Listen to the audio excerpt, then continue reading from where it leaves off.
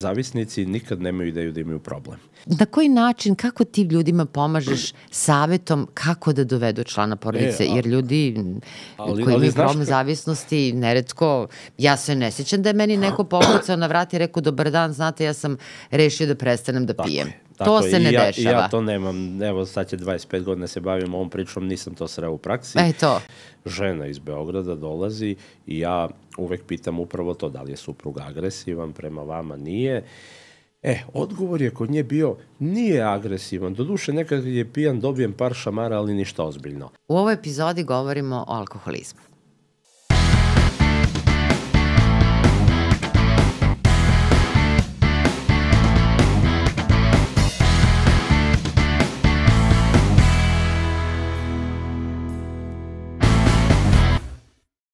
Drago mi, Ivice, da si ponovo gost 2,5 psihijatra.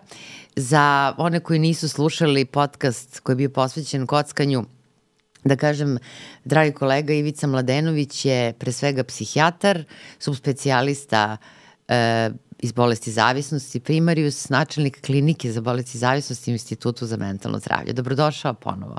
Hvala, bolje vas našao, moje zadovoljstvo. Nekako u prethodnoj epizodi smo govorili o kockanju i mnogo toga smo rekli, generalno o razlici pre svega između normalnog i patološkog kockanja. Međutim, nekako imajući u vidu da kockanje predstavlja jedan oblik zavisnosti u zvaničnoj psihijatriji, interesantno je pitanje generalno kada su zavisnosti, tema, a pogotovo, evo recimo sada kada je kockanje, kako to čovek u stvari na neki način bira jedno ponašanje koje je na kraju u stvari izuzetno ne samo destruktivno, nego je, da kažem, destruktivno i za okruženje. Ja prosto ne mogu da verujem da bilo ko je zavisnik, onog trenutka kada počinje sa svojom zavisnošću, bilo da je u pitanju alkohol, nikotin, heroin ili kocka, ima svest u koji svet ulazi.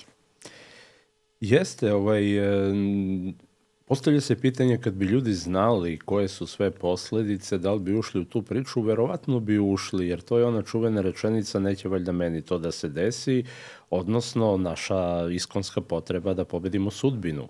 Tako da negde kockanje je par excellence magijska aktivnost i ne samo kockanje, ajde da proširimo sad na sve zavisnosti, jer ti si jako lepo rekla da praktično je za nas psihijatre interesantno, ali za članove porodice, ja sam i porodični psihoterapeut i uglavnom radim porodično-bračnu psihoterapiju, tako da mi negde volao da malo fokusiramo kasnije i taj deo priče, ali je negde jako značajno da su sve zavisnosti ne samo destruktivne za pojedinca, već i za porodicu, pa kako mi kažemo i za okruženje.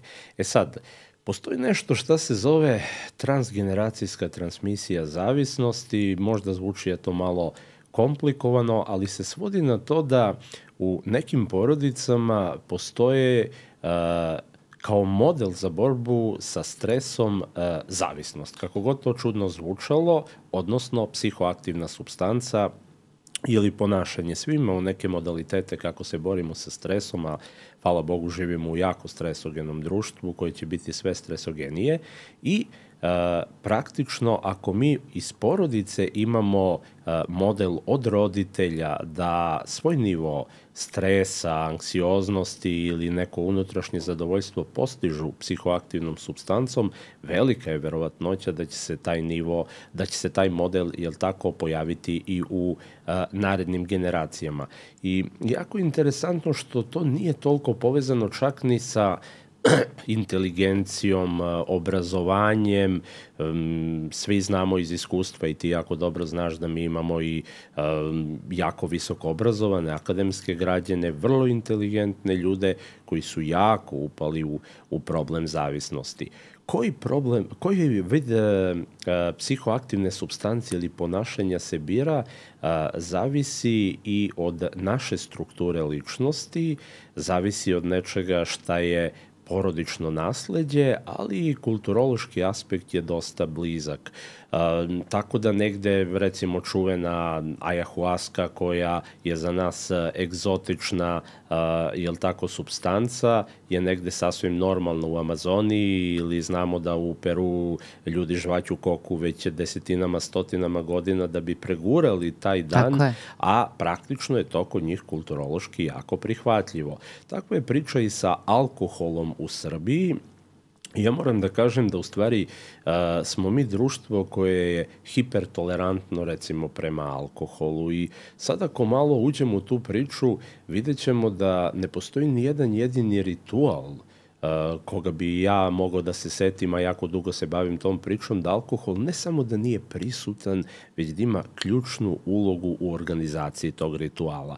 Samim tim društvo na neki način nas, jel tako, projektuje, odnosno usmerava u to da, na primer, postanemo potencijalni alkoholičari.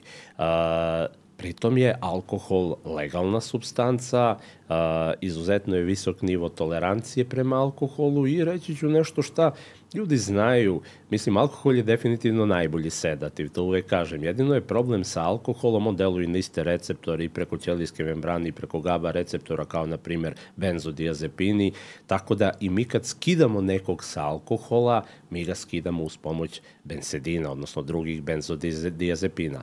Ali poenta odgovora je u tome da podneblje u dosta velikoj meri strukturiše gde ćemo mi krenuti, u koju supstancu, a znaš kako, vreme sa sobom nosi i nešto šta je moderno, aj tako da kažem. Priča o alkoholu je uvek moderna, međutim bila je jako moderna, jel tako, pre 50, 100, 200 godina nije bilo drugih supstanci. Kako su se pojavljivale druge supstance i svakako je veliki bum napravio hipi pokret. Svi se sećaju, odnosno možda ne svi, ali mi koji se time bavimo, čuvenog Timothy Learya, profesora sa Harvarda, koji je bio između ostalog i zagovornih nekih halucinogena. Tako da negde, naravno, takozvani guru hipi pokreta, droge su prisutne, pa ja bih rekao, također kroz celo razvoj čovečanstva. Setimo se opijumskog rata koji je vođen u Kini zbog opijuma, naravno to je supstanca iz koje se dobija i heroin, već sam rekao u Latinskoj Americi koka, kokain, znači prisutno stotinama godina i mnogi poznati ljudi su bili zavisnici od nekih supstanci. Eto, mali kuriozitet i veliki Sigmund Freud, koji je onako jako interesantna ličnost. Ja znam da ti to znaš, ali zbog slušalaca i gledalaca ću reći da je on i stvorio takav model psihoanalize zbog nekih svojih ličnih kompleksa i on je u stvari čuveni model da se psihoanaliza radi na kauču gde on stoji iza uzglavlja i ne vidi ga pacijenta, on njega vidi, u stvari radio zbog toga što imao lični problem da gleda pacijente u oči. On nije napuštao Beč sve dok nije dogorelo do nokata, znači to je neka 36. 37. godina, pre aneksije od strane Hitlera, kada je morao da ode u London i dogovor je bio direktno na liniji Hitlera i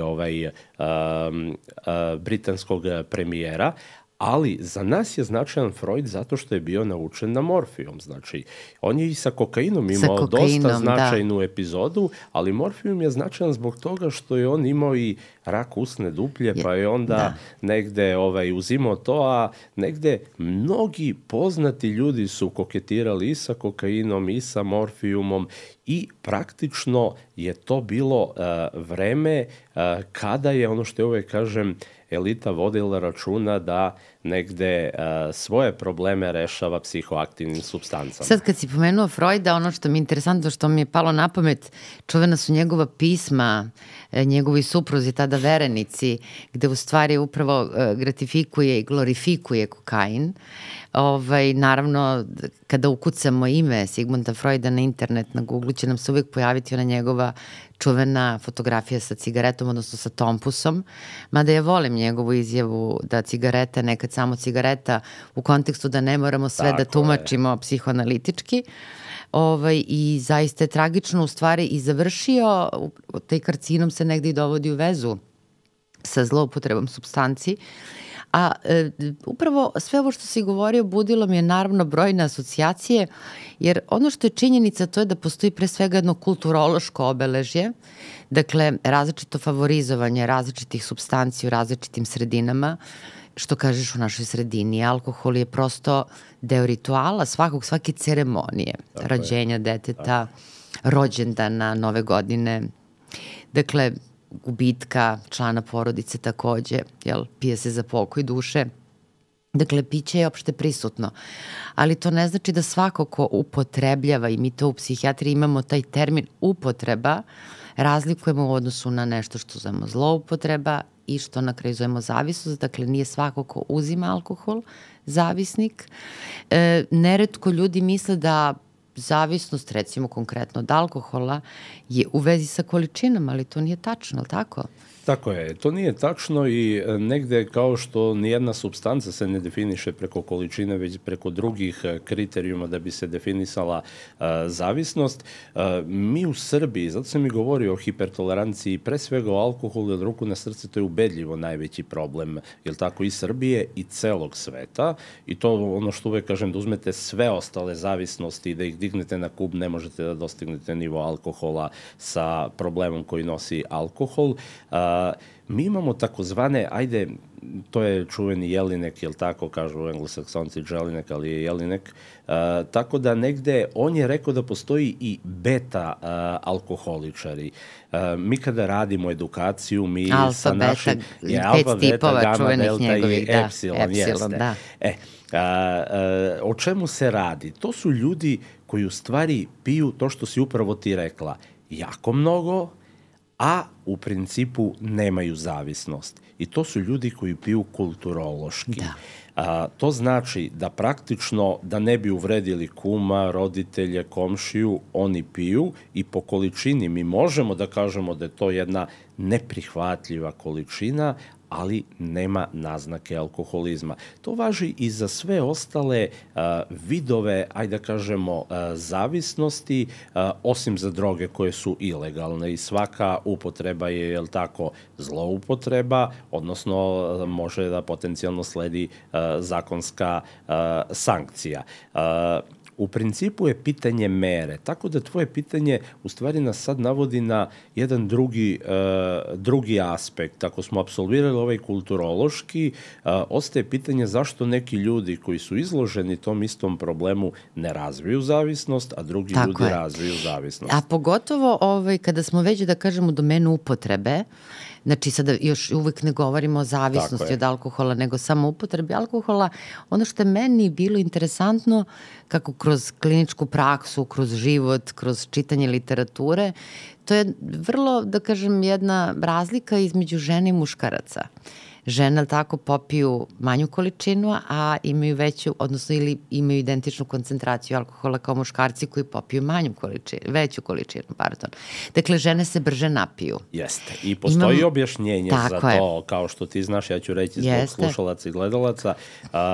Uz svu emancipaciju, ja sam veliki zagovornik toga, postoji biološka razlika, ne samo u izgledu, u primarnim, sekundarnim seksualnim karakteristikama, već u strukturi tela. Žene imaju mnogo veću koncentraciju, količinu masti, muškarci imaju mnogo veću količinu, jel tako, vode. Alkohol je supstanca koja se rastvara u vodi, a deponuje u mastima. Tako da su žene podložnije toksičnom dejstvu alkohola i u našem čuvenom vodiču za odgovorno pijenje koji izdao Institut za mentalno zdravlje, boga mi pre sad 10 godina, stoji tamo da je, recimo, na dnevnom nivou nepreporučljivo, evo je kažem, ne preporučujemo, ali to je dozvoljena ako neko želi da pije do 2 standardna pića za muškarce i 1 standardno piće za žene. Da, to se nekad nazivalo umereno pijenje, odgovorno pijenje i zaista ste napravili sjajnu taj vodič jedan za odgovorno pijenje. Možemo nešto o tome i reći, a ono što je takođe interesantno to je da neverovatno koliko je naše telo mudro. Kad unese preveliku količinu alkohola, u organizam, onda postoji, jel tako, jedan sfinkter na donjem delu, kako da ga nazovem na srpskom jeziku, na donjem delu želuca, jel? Jedan zapravo prsten koji se zgrči i onemogućava da u stvari unešeno piće iz želuca ode u tanko crevo i osoba to izbaci, jel? Iz povraća. Čuveno. Kad se unese veća količina alkohola. Sada, zašto to u stvari spašava glavu? Zašto stomak u tom slučaju spašava glavu? Zato što mi znamo da u stvari se najveći deo alkohola u krvotok, tako, prenese iz tankog creva, a ne iz želuca. Sad u tom želucu takođe postoji jedan enzim koji razgrađuje alkohol, ali kod muškarcima je mnogo više. Tako da u stvari, je li tako, kada žena unese istu količinu, sad recimo da ja i ti popijemo istu količinu alkohola, moj želudac neće razgraditi taj alkohol u meri koji će tvoj, znači tvoj će biti pametniji od moga, jel? I ući će veća količina alkohola u tanko crevo i ja ću se napiti pre tebe. Jeste, to je apsolutno porodično nasleđe, međutim postoji još jedan kuriozitet kad smo već kod alkohola i te priče. Postoji sad, ja sad ne mogu se setim, u Aziji je negde izolovana grupa ljudi. Čuveni lek je recimo disulfiram, svi ga znaju kao tetidis, esperal, sad je antialkohol i on blokira enzim koji je jako značajan u procesu razgradnje alkohola, to je aldehid dehidrogenaza. Sad, taj aldehid dehidrogenaza ima zadatak da kada se nagomilaju aldehidi u procesu razgradnje alkohola, da ih dalje prevede, jel tako, na kraju do ugljen dioksida i vode u celom tom ciklusu. Međutim, kad je on blokiran, onda se nagomilava aldehidi acetaldehid, odnosno alkoholni aldehid, i dolazi do svih simptoma, kako mi to kažemo, tetidis alkoholne reakcije. A zašto je to kuriozitet? Upravo ta grupa ljudi negde u Aziji nemaju taj enzim, tako da su oni apsolutno intolerantni prema alkoholu, odnosno u istom trenutku kad počnu da piju, onda praktično javljaju se svi simptomi te reakcije. Da, i čak se to naziva orijentalno crvenilo, čuveno. Jeste, bravo, tako je. Tako da oni u stvari nemaju rizik da budu zavisni od alkohola i onda tu sad negde se u stvari dotičemo genetike. To je jedno od tih bioloških pojašnjenja zašto su, evo recimo, ti ljudi, oni kod njih svakako se neće razviti alkoholna zavisnost, jer jednostavno ne podnosim organizam alkohol. Razvijaju se neželjeni efekti, kao kad neko popije lek, pa onda mu se razviju neželjeni efekti.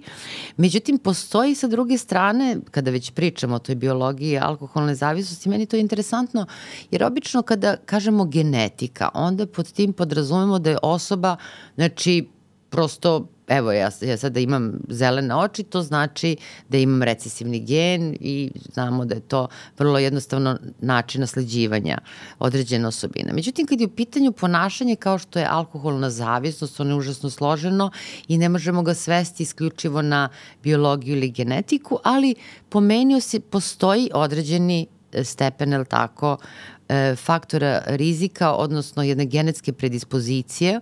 Ono što je meni bilo interesantno, to je da postoje porodice u koje, za razliku recimo od Azijata kod kojih se javlja orijentalno crvenilo, koji bolje tolerišu alkohol. Jeste, postoji i vezano je za brzinu metabolizma između ostalog. Ja ću podsjetiti da otprilike se 7 grama alkohola metaboliše na sat, ali vi imate upravo porodice gde ljudi to metabolišu u mnogo većoj količini, što znači da mogu da podnesu mnogo veću količinu alkohola, i oni koji su jako slabi u metabolizmu alkohola, što znači da će biti jako osetljivi. Znači, osim samo kulturološkog, jako je bitan i porodični faktor i u stvari se tako i definiše porodice koje su osetljivije, jel tako, na dejstvo alkohola. Jer ono što je u stvari zamka kod takvih ljudi, znači osoba primećuje da može da popije više u odnosu recimo na svoje vršnjake i da se ne napije.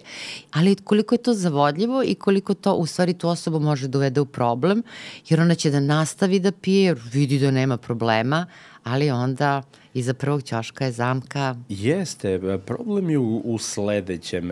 Mislim, najopasnija doza alkohola je, možda će zvučati čudno, ali 1 do 2 pića kada se popiju. To je situacija gde je naša psihomotorna koordinacija još uvek dosta dobro očuvana, gde je naša percepcija još uvek dosta dobra, jezik nije problematičan, znači nema zaplitanje jezikom, hodanje, kretanje je očuvano. Međutim, sa tom malom dozom alkohola dolazi do nečega što je krucijalni, ja bih rekao, segment koji dovodi do zavisnosti alkohola, a to je povećanje samopoštovanja, povećanje sigurnosti. Naravno, to je lažno samopoštovanje. Ako vi uz alkohol povećate lično samopoštovanje, to je problematično. Sad, ako ja imam povećano samopoštovanje, inače sam slab vozač, imaću doživljaj da ja bez problema mogu 100-150 da vozim i najčešće se saobraćajke dešavaju sa tom koncentracijom, jer onda popušta sva kontrola. Znate, kad vi imate nekog ko se ubio od alkohola, ima 1, 2, 3 promila, on vozi sporo kao puž uglavnom i negde zna da je u problemu. Ali kad imate čoveka koji je popio 1, 2, 3 pića, to je jako problematična priča i negde samo uz alkohola značajno. Ja ću reći da je zloupotreba alkohola, recimo, uzrok smrtnosti broj 1 za mlade ljude od 18 do 30 godina u Evropi. Zbog čega? Nije to alkoholizam. Znači, zloupotreba alkohola se razlikuje po sledećem što nemamo upravo te kriterijume za alkoholizam. To je tolerancija, povećana abstinencija, jel tako, za postavljanje drugih obaveza, žudnja, sad da ne nabrajam sve, ali poenta je u tome da su ti mladi ljudi, uglavnom ljudi koji, nažalost, imaju smrtni ishod zato što sednu za volan pod dejstvom alkohola i problematična je, recimo, i statistika u Srbiji. U Evropi se to popravlja i tu je dosta problematična, ali u Srbiji je apsolutno problematična, jer mi imamo neprihvatljivo mali broj dijagnoza F10-1, što bi po definiciji moralo da bude, recimo, i saobraćajka pod dejstvom alkohola. Zato je i ta statistika kod nas nešto drugačija nego na evropskom nivou, ali uzrok smrtnosti je, recimo, pod dejstvom alkohola se potuku momci pa dođe do smrtnog ishoda. Ili, šta ja znam, pod dejstvom alkohola ga preplave emocije pa dođe do suicida. Znači, to je u stvari priča zašto je zloupotreba alkohola uzrok smrtnosti broj 1 za te mlade ljude i negde eto još jedan podatak koji mislim da je značajan. Troškovi negde, mi smo pravili negde procenu, do duše to je pre par godina, sad bi to trebalo korigovati, ali to je troškovi Srbije u odnosu na alkohol su oko 1 milijardu evra. To je enormno velika cifra. To je enormno velika cifra koja bi mogla dosta da se koriguje. Napravljena je neka strategija i eto, ja ću samo reći, pošto sam predsednik Nacionalne komisije za prevenciju alkoholizma, napravili smo strategiju, međutim još uvek nije zaživela, ali negde uvek, kažem, apelujem da, nadam se da će neko čuti i da praktično, mi imamo strategiju bez akcionog plana i ja nikad nisam pristalica takvih priča, jer akcioni plan u stvari je nešto šta pokreće ljude i daje nam konkretne zadatke šta treba da radimo.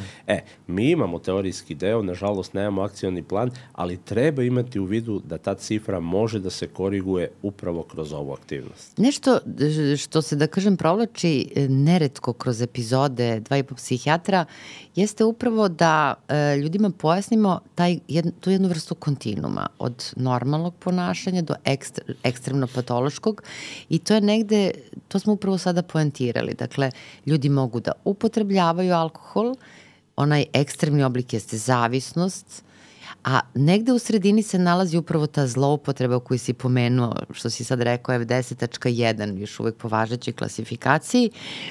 Mi kažemo štetna upotreba, jel? Ili zloupotreba u zavisnosti od klasifikacije. I sad i tu se razlikujemo malo od Amerikanaca, jer kod nas je više fokus na zdravstvenim posledicama, a kod njih na socijalnim, a u stvari reč je tako o upotrebi alkohola koja dovodi do štete. Do štete i hvala ti na tome, jer to je nešto zbog čega ja uvek kažem, koliko god ja voleo ili ne voleo Amerikance, imaju te klasifikacije koje su dosta dobre i koje su jako korisne, recimo upravo DSM-4, odnosno nova DSM-5 koja se duše razlikuje, više dimenzionalni pristup, ali je poenta ista. Oni pod zloupotrebama, to je njihov termin tačno, pod zloupotrebom u stvari podrazumevaju i porodične posledice, i socijalne, i kriminal, i telesne. Nažalost, Ali kod naša ljudi- F10.1 je samo telesne, ali Da. mi nemamo drugu dijagnozu da dijagnostikujemo Da. ovo što sam rekao. Ali, izvini što sam se nekako sad, ali imam potrebu da se nadovežem, ali dakle, da prosto pojasnimo slušalcima, to je isključivo kod ljudi koji nisu razvili zavisnost, da ne Tako je, brkamo, tako znači, je, jer i tako zavisnici je, tekako tako mogu je. da prave Ne, ovo je pakao samo, sebi od ajde da života. kažemo, negde lakši, mada se uvijek pitam koliko je lakši ako Da. je voditi uzrok smrtnosti. Da. Mislim, to je sad diskutabilno, jer alkohol je ono ubica na duge staze, zavisnost, a zloupotreba alkohola to radi vrlo efikasno u najkraćem mogućem roku.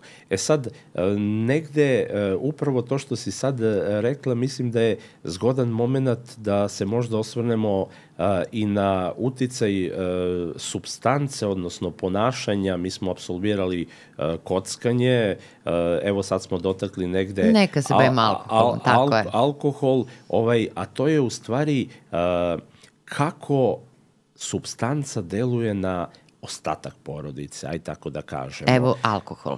Evo, ajde, ako ćemo da fokusiramo alkohol, bila bi sledeća priča. Samo izvini, ili scenario se tiče porodice u kojoj je jedna osoba zavisna od alkohola? Jeste, Okay. jeste. Znači, to je praktično, mi kažemo, identifikovani pacijent. Zašto identifikovani? Zato što su i ostali pacijenti, ali nisu identifikovani, mada oni to još uvek ne znaju. To je ona čuvena, jel tako, priča kada žena dovede muža kod nas na kliniku sa idejom izlečite ga, a mi kad kažemo u redu gospođo, ali vi treba da se uključite, onda nastaje problem. Onda nastaje problem jer ona ima ideju da treba da ga ostavi tu i da dođe od njega za 2, 3, 4 nedelje, ali to ne ide baš tako i zato je u stvari termin identifikovani pacijent. Mi kada nekad želimo da malo gratifikujemo, mislim, postoji jedan strateški pristup u psihoterapiji sistemskoj, on je jako interesantan, a to je da, recimo, alkoholičara zovemo lider promene.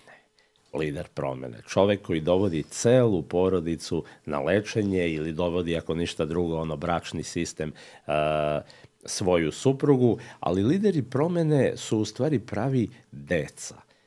I deca iz zavisničkih porodica, alkoholičarskih pre svega, ali i svih zavisničkih porodica. Ja moram da kažem da su nam sad na institutu uglavnom primarni kockari, znači deca kockari, deca. To su mladi ljudi, 18 do 30 godina, kao što sam rekao. Oni jesu zaista pravi lideri promene i negde treba imati u vidu da je jako teško da se razvije problem ako porodica nije kumovala tome.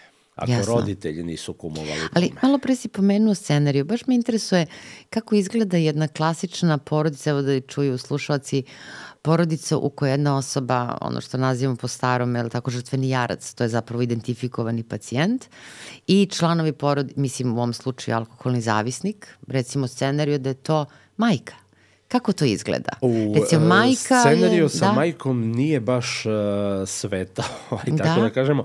Ali to se dešava. Zbog čega? Dešava se. Međutim, gledaj, kada dođe muž alkoholičar, po definiciji dolazi žena. Kada dođe žena alkoholičar, po definiciji ne dolazi muž. A, tako.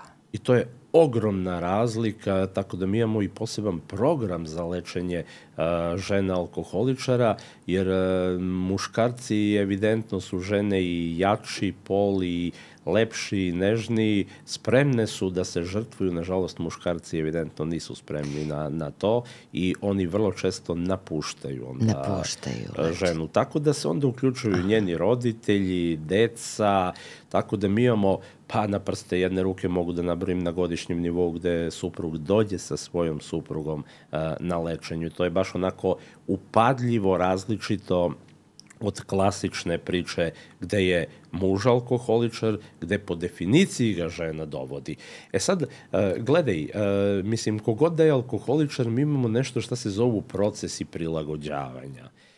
Ti procesi prilagođavanja su jako interesantni, jer kako god laici smatrali da je alkohol nešto šta rastura porodicu, naša osnovna premisa je da je alkohol nešto šta održava porodicu i da je praktično, to sa većinom supstanci, alkohol je onako baš klasičan primer, i da praktično bez alkohola ta porodica se verovatno ne bi održala. Zbog čega? Eto, upravo sam htela da te pitam, jer to ljudima može da zazvuči sada neobično. Yes. A sada ako možeš da pojasniš zašto. Evo, sad ću ja pojasniti. Postoji nekoliko teorija, one su nastale do duše u drugoj polovini 20. veka, ali su negde apsolutno održive i one u stvari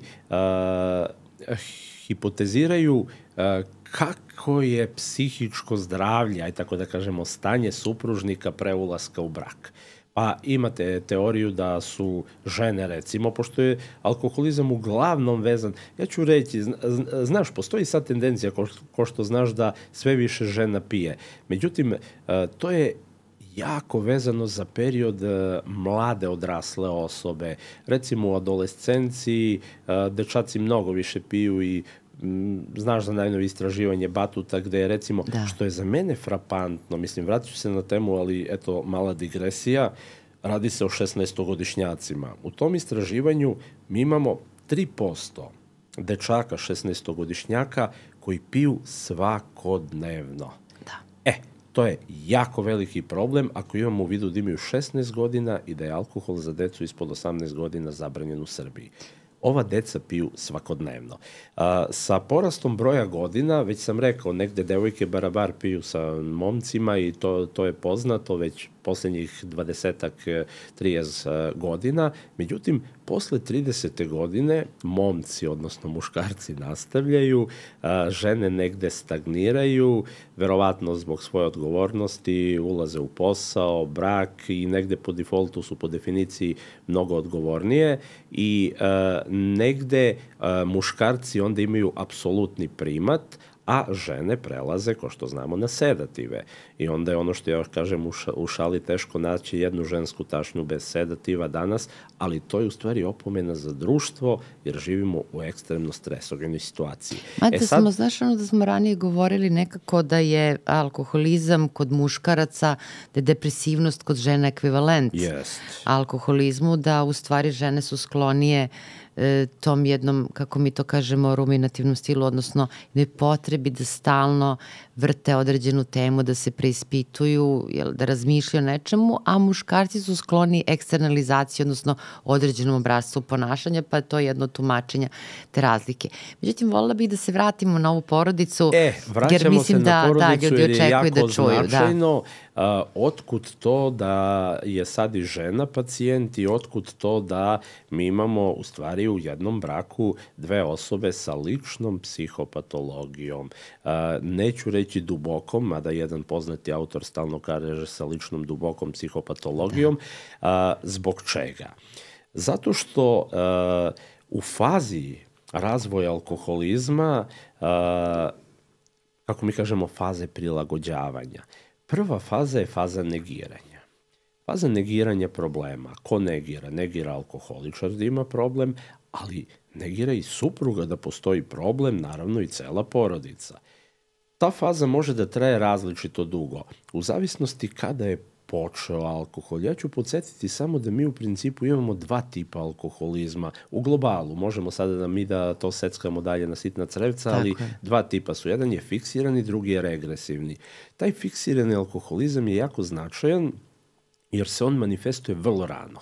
On se manifestuje kod mladih momaka već recimo sa nekih 17-18 godina. To je onaj oblik koji ima i genetičku osnovu sa specifičnom strukturom ličnosti. Tako, i tu je struktura ličnosti u stvari dominantna i tu govorimo u stvari o jako naglašenoj strukturalnoj psihopatologiji. Znači to su momci koji još nisu u braku, recimo. Još nisu u braku i oni dolaze kod nas na lečenje već sa 18, 19, 20 godina, prolaze prvo lečenje i nažalost tu imamo onu priču o dualnoj dijagnozi gde praktično pored alkoholizma mi imamo i problem strukture i antisocijalni vrlo često poremećaj. Međutim, drugi tip je regresivni. Regresivni znači da u nekom trenutku života uglavnom je zbog stresa, mislim da budem iskren, uglavnom je zbog stresa.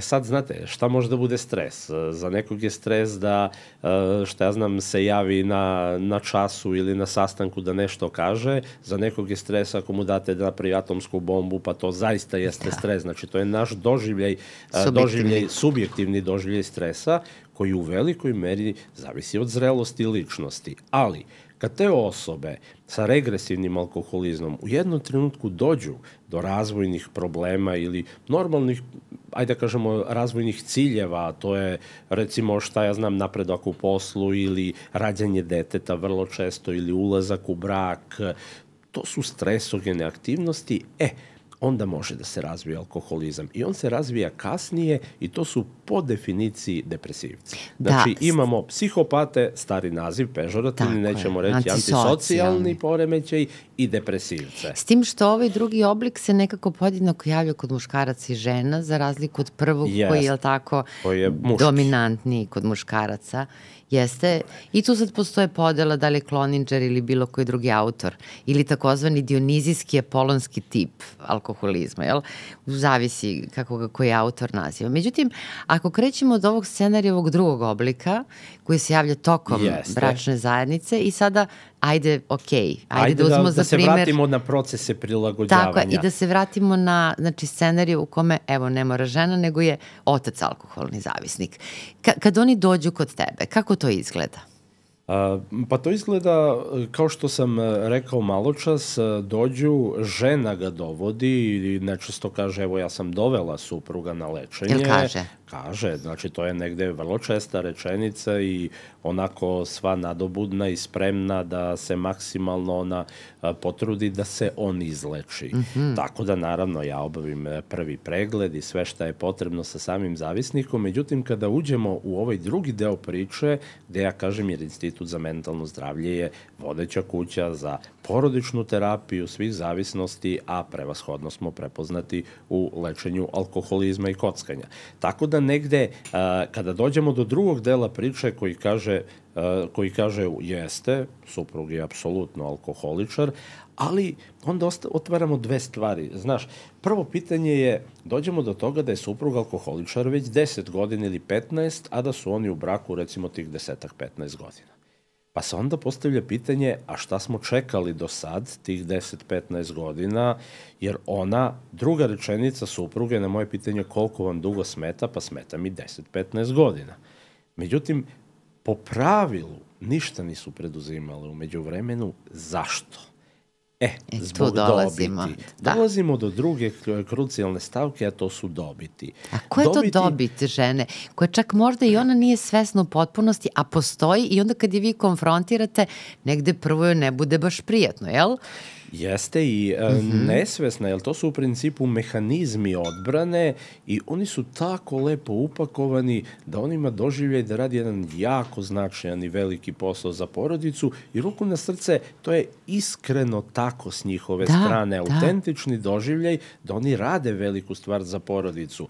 Sad, ko što znaš, to se zove onako slikovito i faza matrijarhata u razvoju. Znači, tih 10 godina je faza matrijarhata. Zbog čega? Zato što muškarac postaje gost u kući, dolazi da prespava, ode na posao, s posla u kafanu ili pije kod kuće, supruga polako preuzima sve poslove i onda ako je za jednu funkcionalnu vezu, recimo, nikad nije 50-50, ali otprilike taj odnos pokrivanja zadataka u porodici, ovde dolazimo do situacije da bi sistem funkcionišao, on stalno mora da ima tih 100%, kako ja kažem. Da bi imao tih 100%, pošto muškarac radi na kraju 1 ili 5%, žena preuzima 95% poslova u kući. Znači, ona je gazdarica. Lepa primedba, ona je gazdarica i svakome prija da bude gazda ili gazdarica, tako da negde to je u stvari dobit. Dolazimo do toga da dobiti, bez obzira kako zvuče, imaju jedan debelo negativni predznak, jer ide iz naše opet strukture ličnosti. Znaš kako, ne mora to da bude čak ni nešto šta je maliciozno, jer taj neko ko želi da bude gazda ili gazdarica, to su obično nesigurni ljudi i negde imaju taj kompleks, više vrednosti, odnosno osjećaj niže vrednosti i oni to mogu da budu jedino ako gazduju nad nekim ko je također nesiguran u sebe i ko je problematičan u ponašanju. Takav je alkoholičar. Ali da li, recimo, takve osobe one nemaju svest, one kada dođu kod tebe, mislim na supruge zavisnika, alkoholnih zavisnika, one mi doživljaju da one pate, da su one ugrožene, da su žrtve. I one tako se i predstavljaju, one se zaista tako osjećaju.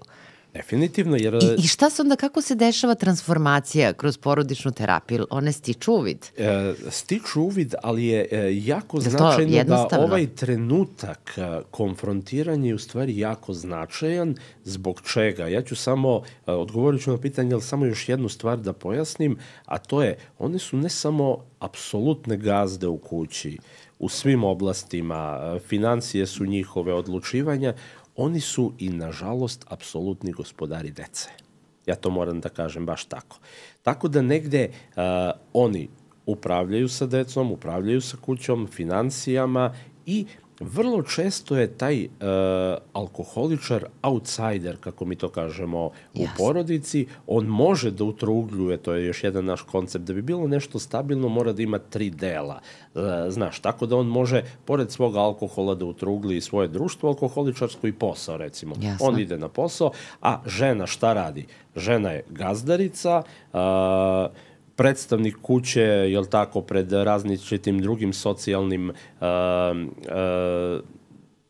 na socijalnim događajima, ide na roditeljske sastanke, u komunikaciji sa komšijama i tako dalje, ali su i deca njena. Tako da negdje mi imamo izgubljen brak i njena dominacija u stvari je krucijalni razlog zašto se zadržava brak, jer ona zbog ličnog problema nikada ne bi mogla verovatno da dominira kada bi pored sebe imala jednog zrelog muškarca. Sada mene tu interesuje, uvijek postoji, da kažemo, nešto pro et kontra, za i protiv. Dakle, ovo je jedan scenarij u kome zamišljamo jednog muškarca koji je srednjih godina, koji je razvio zavisnost od alkohola, ali on je pasivan i negde ili sa društvom pije ili dođe kući i spava, ali postoji problem, recimo da muškarac koji je alkoholni zavisnik dođe kući agresivan je. Tuče ženu, tuče decu, čak može da razvije patološku ljubomoru. Ta patološka ljubomora može da ima i psihotičan kvalitet, u smislu da nema sve opravdanja i mislim da je poseban podcast potreban da pričamo o ljubomori, ali da se zadržimo na ovom scenariju da je vrlo, vrlo agresivan.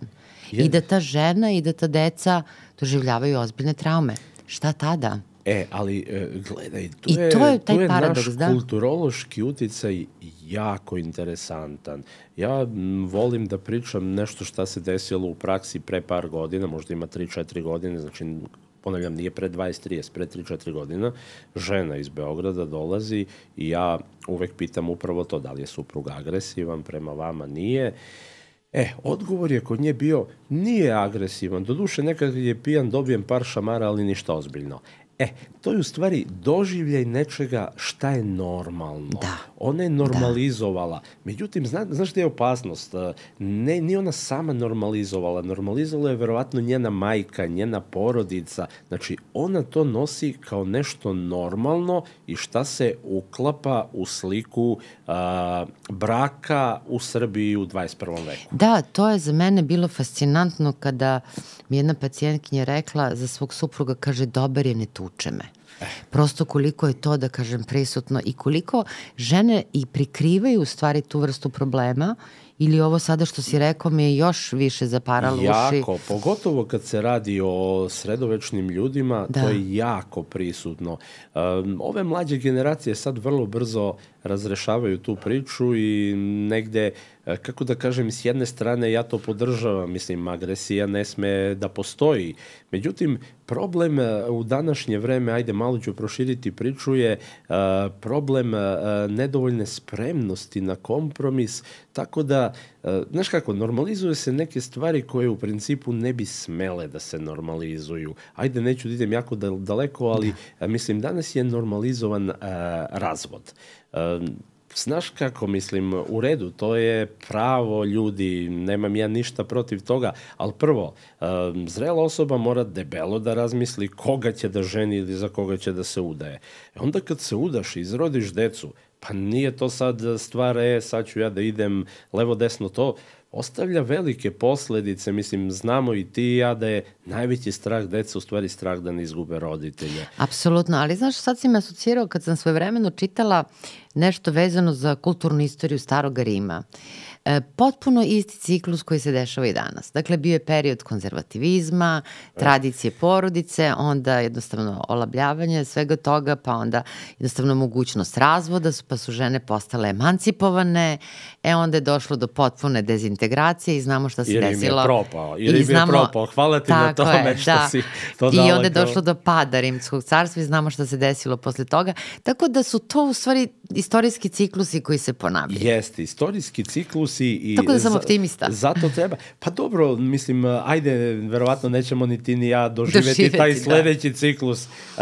Jel tako? Ali mislim, to što to jeste jedna pravilnost. Tačno je, to je pravilnost u razvoju svakog društva. Međutim, interesantno je da nam se to događa i da u stvari slabo učimo iz naše istorije. U stvari jako slabo i učimo. Imamo i slabo obrazovni sistem, zato nam je tako kako jeste, ne samo mi, na globalnom nivou, i zato nam je tako kako jeste.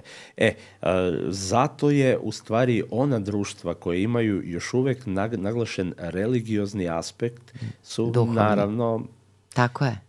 Osuđena na napredak. Mislim, to kako god izgledalo, može neko da kaže i da je to diktat religije, da su negde ljudska prava negde poništena, što činjenice u dobroj meri jeste, ali treba birati između dva zla. Znaš kako, ja se ograničavam odmah zato što ne znam, nemam tolika saznanja o nekim drugim kulturama osim ovoj našoj koje pripadamo, ali činjenica da kada sam boravila u Indiji bila sam fascinirana, išla sam na neki poslovni put i to u jedan grad na jugu Indije koji je više onako, da kažem, orijentisan ka upravo novim IT tehnologijama.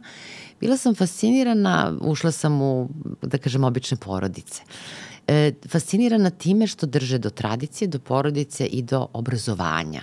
Dakle, fantastičan jedan spoj između s jedne strane savršene nove tehnologije, ali pridržavaju se tradicionalnih vrednosti, pogotovo, kažem, tih porodičnih vrednosti i onako stalno mi je pred očima lik jednog dečaka iz te porodice u kojoj sam bila, koji je držao neku figuru nekog svog božanstva. Stvarno se ne razume mnogo u hinduizam konkretno, ali me asocirao recimo na moje ili tvoje detinjstvo kad smo mi držali recimo figuru Kraljevića Marka ili kako god. To se sve sada menja, to je činjenica, ali sada da kažem u ovom nekom periodu tranzicije koliko je čest, da kažem, problem alkohola kao razlog razvoda i koliko se ti sa tim susrećeš? Da li je zaista uvek žena ta koja ostaje uz zavisnika muškarca, a muškarac ne uz ženu koja pije? Ima je i razvoda, međutim, to je jako lepo pitanje iz prostog razloga. Negde, evo ja sad kad motam po glavi, ipak ti sredovečni ljudi se ili ljudi sa decom, znači neko ko pređe 30. godinu, teže odlučuju na razvod. I ja negde kao bračni, porodični psihoterapeut jako to podržavam pod uslovom da dođu na lečenje. I negde dobro je da žena na taj način i uslovljava svog supruga. Imao sam puno situacija gde ona ode od kuće, vrati se roditeljima i tek onda dođe muškarac na lečenje. To mi je sjajan šlagvort za sledeće pitanje, jer to je nešto što ljudi najčešće pitaju. A to je na koji način da osobu koja je zavisna, član porodice, kako da je motivišu da dođe na lečenje. Ono što mi negde psihijatri neretko kažemo, to je pretnja gubitkom. Je li tako? Da li je to gubitak posla ili gubitak porodici, gubitak zdravlja, mada nemaju svi baš isti odnos prema tim. Na koji način, kako ti ljudima pomažeš savetom kako da dovedu člana porodice? Jer ljudi koji imaju problem zavisnosti, neretko, ja se ne sjećam da je meni neko pokucao na vrat i rekao, dobar dan, znate, ja sam rešio da prestanem da pijem. To se ne dešava. Ja to nemam, evo sad će 25 godina se bavim ovom pričom, nisam to sreo u praksi. To. Iz prostog razloga jer zavisnici nikad nemaju ideju da imaju problem. pokušavaju, kod njih jako rade mehanizmi odbrane i sad negde možda ćemo malo kasnije o toj ličnosti, o tome da pojasnimo, ali poenta je da ipak strah za sopstveni život je najveći strah. I u gro situacija oni dolaze zato što ih upućuje lekar opšte prakse i meni je to drago. Mislim, ne znam da li se sećaš, ali institut je radio pre jedno 10-12 godina jedan veliki projekat u saradnji sa domovima zdravlja. I mi smo edukovali po 2 lekara iz svih domova zdravlja u Srbiji, doduše neki domovi zdravlja nisu hteli da pošalju, ali ok. I zbog čega? Zato što su, ajde mala digresija, Amerikanci su imali jako veliki problem neprepoznavanja zavisnosti 70. i 80. godina. I to je bilo fascinantno da je recimo njihov lekar prepoznavao svakog 100. zavisnika koji prođe pored njih, a oni su imali ideju da bi bilo dobro da prepozna bar svakog 20. Da. Tako da su jako dugo, 30 godina je trajao taj projekat i na kraju, bar po literaturi, su došli do toga da se prepoznaje svaki 20. Mi smo sad u fazi gde naši lekari opšte prakse i dalje prepoznaju svakog 100. Tako da negde, ono što uvek kažem, klasični alkoholičar koji se javlja u ambulantu kod lekara opšte prakse dolazi ne zbog alkoholizma, već zbog gastritisa, hipertenzije ili problema u krvi sa povećanim lipidima, mastima ili nešto slično.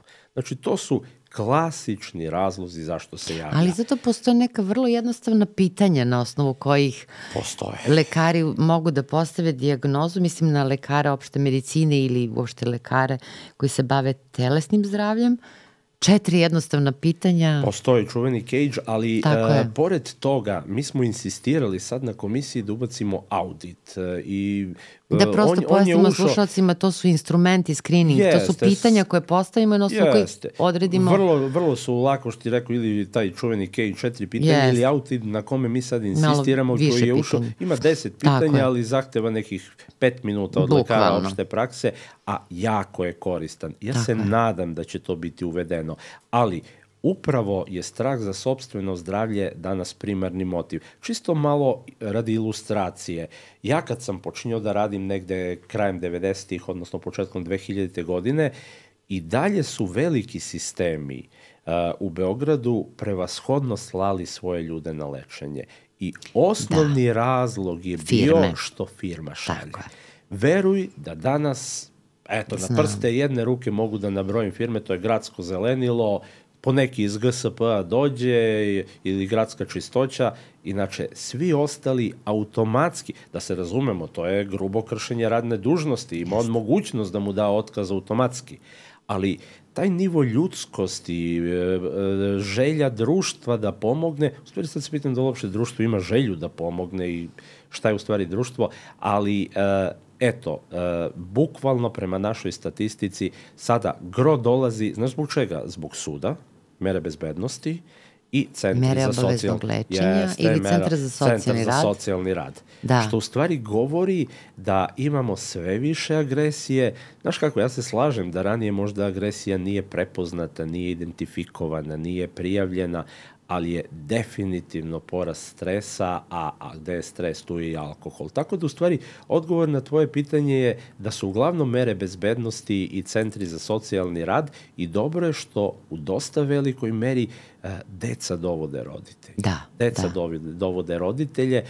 Supruge su sad malo zakazale u toj celoj priči, ko zna zbog čega, ali dalje se visoko kotiraju, ali sada deca sve više dovode roditelje i u principu dobro je kada imamo decu uključenu, jer onda alkoholičari, treba se setiti, kod regresivnog alkoholizma vi imate u stvari jako osetljivu osobu koja ne može da izdrži stres svakodnevnog življenja.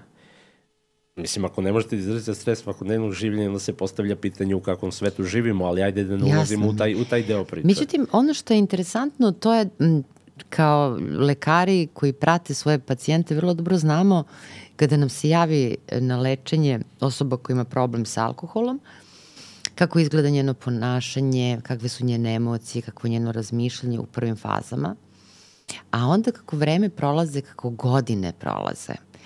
To je fascinantna transformacija osobe. To kao da je druga ličnost. I onda je to negde zaista velika gratifikacija za nas lekare i kada posmatramo u stvari kako se osoba vraća sebi. Ali zašto sada to kažem? Kažem zato što obično članovi porodice, osobe koja je zavisna, evo danas pričamo o alkoholnoj zavisnosti, kada dođu kod lekara kažu imam problem sa, ili moj suprug ili moje dete ima problem, i onda se tu postavlja pitanje, a šta je sa, recimo, porodicama u kojima neko ima neku telesnu dijagnozu, recimo dijabet ili, ne daj Bože, karcinom. Znači, roditelj neće doći i reći će imam problem sa detetom koji ima karcinom, nego će biti očajno reći će moje dete je bolesno, pomagajte. A u ovom slučaju, ipak i pored toga što negde je dominantan način na koji mi sagledavamo alkoholizam, model bolesti, taj moralni pristup i dalje postoji, jedna vrsta osude. Jeste, pa treba se setiti da je alkoholizam bolest od 1951. Znači još nemamo ni 100 godina, a prisutan je kroz celo čovečanstvo. Ja uvijek kažem, pa mi smo izgubili čuvenu Maričku bitku zato što se naši vojnici napili. Znači to je kuriozitet iz istorije, znači staro 600-700 godina.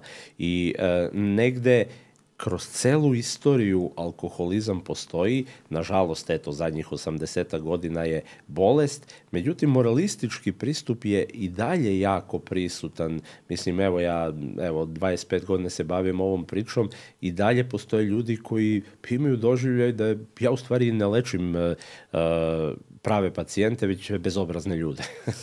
Tako da se stalno susrećemo u praksi s tim da on nije bolestan, on je samo bezobrazan.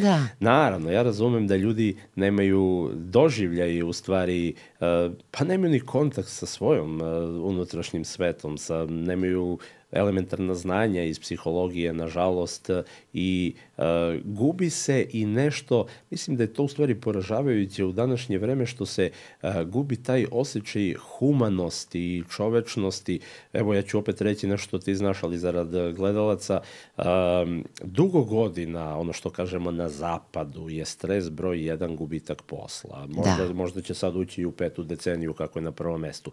Treba se setiti, a ti to dobro znaš, da je do pre 20 godina stres broj 1 u Srbiji bio gubitak deteta. Apsolutno. Pa je na drugom mestu bio gubitak partnera, pa gubitak posla je bio na 4. mestu. I gle sad, postali smo svet, sad je i u Srbiji zadnjih 10-15 godina gubitak posla na prvom mestu. Ako smo došli u situaciju da nešto šta je naše ljudsko pravo, da radimo neki posao, bude privilegija, onda smo mi kao društvo u jako velikom problemu, ali hoću da kažem koliko živimo u jednom otuđenom svetu, u jednom svetu, pa bilo je skoro na internetu, i to je bilo u Srbiji, gde je čovek pao, dalje bila neka povreda ili udarac i ljudi, najmojte držite reći, recimo je Kragujevac, ljudi mrtvi hladni prolaze pored njega, niko da stane, da pomogne. Sad imamo 2 nivoa priče. Prvi nivo priče je verovatno, neću da se mešam, ko zna o čemu se radi, šta ako meni bude, znači taj deo straha, ali mislim, to je fascinantno koliko smo izgubili osjećaj za drugoga i osjećaj humanosti. Samim tim, ona primetba tvoja, jako lepa paralela sa Rimskim carstvom, mislim da sad ulazimo u taj neki zenit i da negde to je, nažalost, ima projekciju kakvu ima. Bilo kako bilo, da se vratimo na ovu priču o našem alkoholu i porodici. Porodica je u stvari jedina koja je danas suštinski zainteresovana da pomogne svom članu. Znači, ali oni su nekada, Ivice, nemoćni. Znaš, prosto ne mogu, pokušavaju na sve načine i onda i mole, i kleče, i ucenjuju i kažu šta god, razvešću se, otići ću, prete, plaču.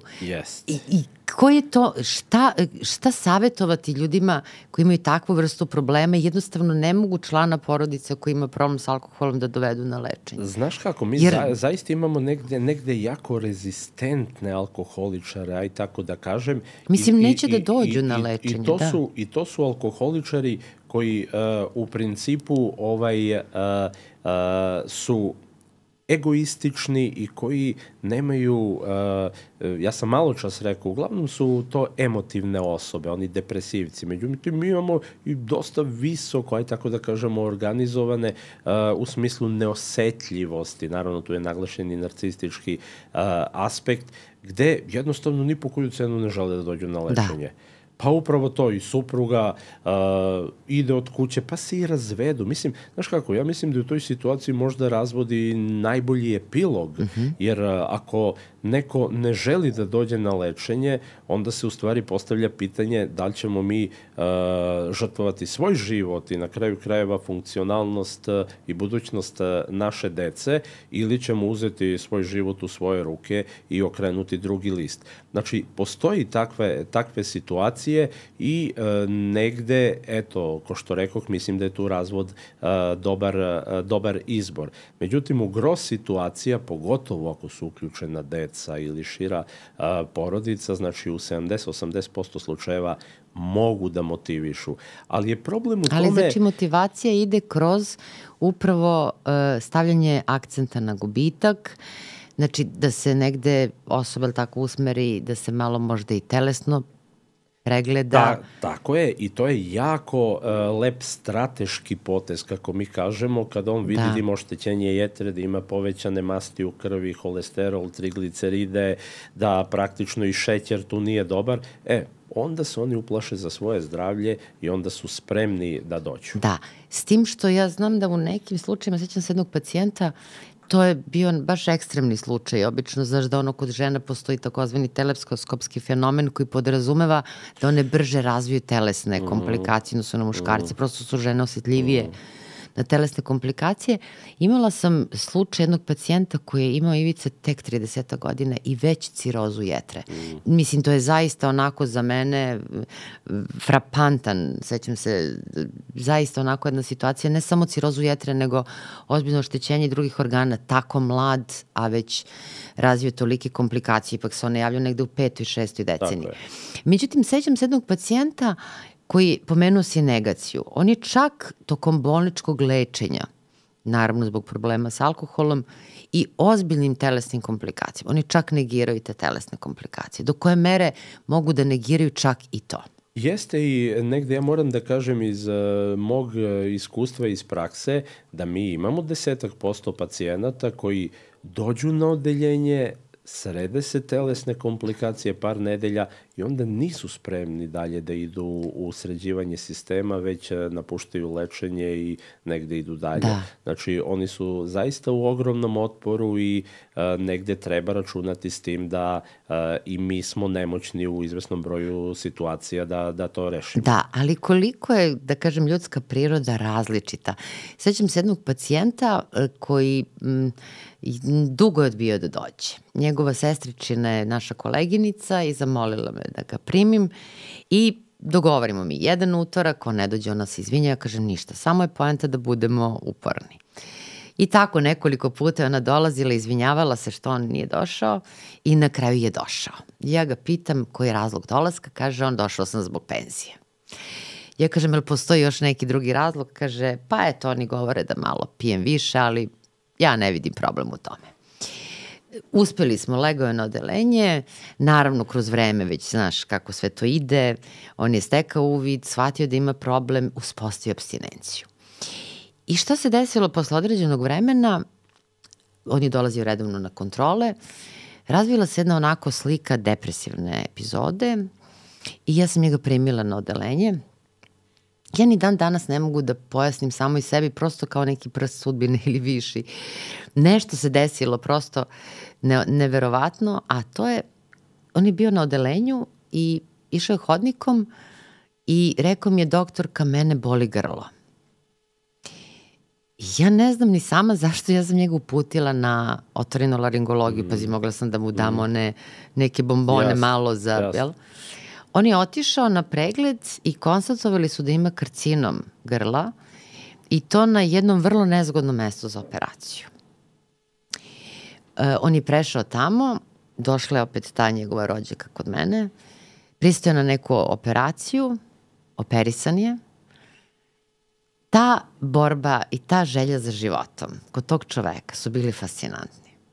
Dakle, od čoveka koji se potpuno zapustio, naravno, trebalo mu je vreme da stekne uvid, koji je prestao da radi, koji je bio potpuno nefunkcionalan, bez uvida u svoju bolest, odjednom se pretvara u jednog izuzetno borbenog čoveka, koji ne samo da nije pio, nego se izborio za svoj život i zapravo, da kažem, izborio se protiv karcinoma. Jeste, to je jako lepa vinjeta i evo ja ću pokušati da uđem u nešto što je interesantno. Naravno, čim kažem Eros i Thanatos, bit će ti jasno o čemu želim da pričam, ali to je jako lep šlagvort upravo za taj deo priče.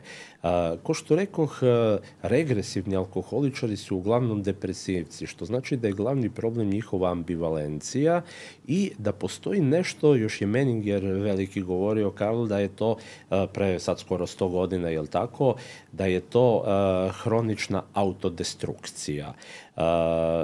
Da li postoji Thanatos ili ne, znaš i sama da su oprečna mišljenja, ali to je nagon smrti, kao što je Eros nagon života. Ovi ljudi, svi ljudi, alkoholičari, u stvari imaju naglašene autodestruktivne tendencije. Sad, znaš kako, čim je prisutna autodestruktivnost, mi možemo dalje da hipoteziramo šta je sve neophodno za nastanak karcinoma, da li autodestruktivnost i smanjena potreba za životom može da kompromituje imunološki sistem, recimo, koji je jako značajan u nastanku karcinoma. A s druge strane, treba se setiti da je tu stvari jedna klackalica. Da je to klackalica gde u jednom trenutku su to ljudi koji su hiperosetljivi, preosetljivi ljudi i koji, ko što rekoh, malo čas ne mogu da nose stres svakodnevnog življenja. To su ljudi koji u nekom trenutku života su verovatno krenuli stramputicom, napravili neki pogrešan izbor. Ja se uvek pitam da je pored tih ljudi bilo drugačiji partner, da li bi to bilo tako ili ne bi bilo tako. Ako se setimo one priče s početka naše epizode gde smo rekli da su u alkoholičarskom braku dve osobe sa ličnom psihopatologijom, to je u stvari izbegavanje sopstvenog defekta. Taj sopstveni defekat je u stvari psihološki, nisko samopouzdanje. Ne treba zaboraviti još jednu stavku koja je jako značajna. Ja sam već pomenuo Fenihel, reći ću ponovo. Alkoholičari su u stvari osobe koje, kako mi kažemo, psihodinamski imaju konflikt na relaciji super-ego-ego, kao i depresivci. Znači, apsolutno ista psihodinamska. Pa to su kao lici nalične depresije i alkoholizma. Apsolutno. To znači, šta znači taj konflikt? Super-ego je u stvari instanca koja je nosilac našeg sistema vrednosti, koji se manifestuje kroz osjećaj krivice, ali i ego ideal, ono čemu mi težimo. To su stvari ljudi koji verovatno imaju diskrepancu između nečega šta je njihov referentni sistem i postignuća. Samim tim je stalno prisutan osjećaj krivice. Znaš kako, mislim, već 10, 20, 30 godina postoji vrlo lepa istraživanja između psihe, neurologije, imunologije, endokrinog sistema, da je to sve izuzetno povezano. Tako da negde i ta priča o karcinomu je jako lep šlagvort koji na kraju pokazuje da je ta autodestrukcija došla do nivoa nečega, što kaže naš narod, do najteže bolesti. I to do konkretnog, telesnog, materializovanog, da. Da bi se on onda pokrenuo i da bi taj Eros kao životna energija pokušao da prevaziđe celu priču. Ali drago mi je da smo ovo pojasnili, jer ljudi treba da shvate. Ti si malo čas rekla moralistički pristup. Jako je bio prisutan, znaš, i u 19. veku, negde i u celoj psihijatriji, a pogotovo u adiktologiji je bilo izuzetno naglašen i moramo da vodimo računa. Mislim, ako mi ove ljude gledamo kao bezobrazne ljude, mi smo u debelom problemu. Znači, treba ih gledati kao osobe koje pate i da u stvari svo njihovo ponašanje koje nas vrlo često zna da iritira, da ga procenjujemo kroz prizmu moralnosti, su u stvari samo mehanizmi odbrane gde se oni trude da na neki način prežive još taj jedan dan da bi mogli da krenu sutra u novi dan. Upravo to, jer neverovatno je koliko kroz proces lečenja, naravno to lečenje traje godinama, koliko se menjaju. Ja se sećam jednog pacijenta koji mi je rekao, ja tek evo, ne znam, abstinirao je par godina, kaže, ja tek sada uživam u svom detetu. Kaže, ja kao da imam pauzu od nekoliko godina, potpuno nisam bio prisutan u odrastanju svoje ćerke, a sada uživam, odlazim s njom, družim se, idem na roditeljske sastanke, deo sam njenog života i ona mog. To je to. Koliko se on u stvari vratio sebi, jel? Kada je uspostavio apstinenciju i koliko održava. Sebi dao dozvolu da on ima pravo na pozitivno osjećanje, da ima pravo da voli, da bude voljen, jer znaš kad se razvije osjećaj krivice, to je i negde doživljaj da ja moram da patim, to je pokušaj iskupljenja kroz patnju na neki način i onda treba pokazati tim ljudima da oni jesu vredni toga i da imaju prava na celu tu priču i zaista su fascinantne transformacije. Mislim, uzgred da kažem da lečenje kod nas traje 2 godine. Mislim, uvek sam jako ljut na reklame. Ja ću te podsjetiti samo na Froma koji je govorio da su reklame verovatno najperfidniji oblik komunikacije u društvu. Zbog čega? Zato što se reklamiraju neke klinike koje kažu mi zavisnosti rešavamo za 2-3 nedelje. To je nemoguće. Pa ne mogu, to je bezobrazluk. To je bezobrazluk prema bolesnim ljudima. Znate, i ljudi moraju da se čuvaju toga. Lečenje na Institutu za mentalno zdravlje ljudi traje 2 godine. Znači, intenzivna faza, što znači svakodnevni boravak ili u bolnici ili dnevna bolnica, traje 2 do 3 meseca, onda imamo produžne psihoterapijske grupe, klub lečenih alkoholičara najstariji u Evropi od 63. To je naša Palmotićeva i mi 2 godine se družimo. Jer minimum nam treba 6 meseci do godinu dana da bi se relativno stabilizovala ta priča i onda u 2. godini da pokušamo da pokrenemo sve one kapacitete što imaju, onaj naš identitet, da pokušamo da integrišemo u ličnost, da osoba oseti pravo i da postoji, i da voli, i da ima neku projekciju. To se radi u 2. godini, znači čista je glupost ako neko kaže za 2-3 nedelje, pa nemoguće. Pa sad tu u stvari dolazimo do onoga što je jako važno, a to je da sistemska porodična terapija koju vi radite u okviru klinike za bolesti zavisnosti u institutu, prevazilazi domen modela bolesti. Jer po modelu bolesti mi bi osobi dali lek i eto za 2-3 nedelje poboljšanje, odnosno kraj, u smislu dobrog ishoda. Međutim, vi se ovde u stvari bazirate na nečemu što je više od modela bolesti, na tom biopsihosocijalnom modelu, koji ne podrazumeva isključivo organizam osobe, nego podrazumeva i njeno okruženje, socijalno, porodično, podrazumeva upravo psihološku komponentu koju si pomenuo i s obzirom da je reč o jednom vrlo složenom obrascu ponašanja, kako može da se promeni ponašanje za 3 nedelje. Znaš, meni je to fascinantno, recimo već kad pričamo o zavisnostima, mi znamo da prosto pušenje, alkohol su faktori rizika za različite telesne bolesti i onda kad recimo čovjek ode kod kardiologa ili internista i mu kaže prestani da pušiš ili prestani da piješ. Jel to može? Ne može. Bilo bi lepo to o čemu ti govoriš, znamo i ti da se zove promjena prvog reda. Promjena prvog reda je ukidanje disfunkcionalnog ponašanja. Znaš kako, dovoljno je IQ što ja kažem 80, preko 80 da bi ti prestao da piješ, ali prestaćeš da piješ na nedelju 2, 3, pa ponovo počinješ da piješ. Promjena prvog reda nije rešenje. Promjena drugog reda je u stvari krucijalna stavka, odnosno cilj našeg lečenja, a to je promjena percepcije realnosti, promjena nekih karakteristika, mehanizama odbrane i, što je najbitnije, promjena u ličnosti do one mere koliko je moguće. Znači, podsjećam, to su uglavnom ljudi koji imaju enormnu diskrepancu između potencijala i postignuća. I ako neko ima tu diskrepancu, a znaš, ako je neko prosječno inteligentan, on je svestan toga da duše potiskivanja radi i on pokušava da racionalizuje i tako dalje.